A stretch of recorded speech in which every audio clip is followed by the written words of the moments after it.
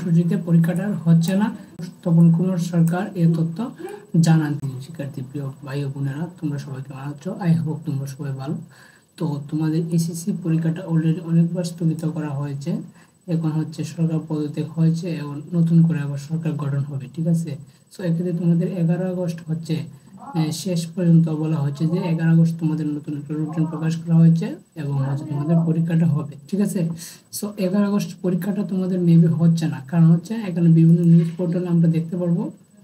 এখানে যদি আমরা সার্চ করি এইচএসসি লিখে, দেন হচ্ছে আমরা এখানে লিখতে পারবো দৈনিক শিক্ষা, দেন হচ্ছে জাগো নিউজ কিন্তু আপলোড করতেছে নিউজ। সো আমরা যদি একটা নিউজ ওপেন করে দেখি তাহলে আমরা বুঝতে পারবো।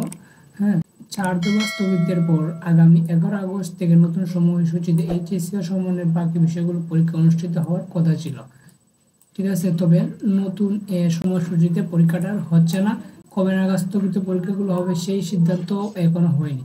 মঙ্গলবার 6 আগস্ট দুপুরে 1:45টায় আন্তঃশিক্ষা বোর্ড কমিটির সভাপতি এবং ঢাকা শিক্ষা বোর্ডের চেয়ারম্যান অধ্যাপক তপন কুমার সরকার এ তথ্য জানান। তিনি বলেন যে 11 তারিখ থেকে নতুন সময়সূচিতে পরীক্ষাটা হচ্ছে না।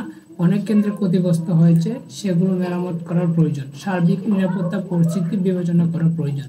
স্থগিত পরীক্ষাগুলোর জন্য আবার নতুন সময়সূচি হবে কিনা জানতে চাইলে অধ্যাপক তপন কুমার সরকার বলেন, ব্যস্ততার কারণে আমরা বসতে পারিনি। এটা নিয়ে আগামীকাল নোটিশ দিয়ে আনুষ্ঠানিকভাবে জানিয়ে দেওয়া হবে। তোমাদের পরীক্ষাটা কিন্তু 11 আগস্ট হচ্ছে না, ঠিক আছে। অনেকে বলছো যে ভাইয়া তো আমাদের কি অটো পাস দিবে কিনা।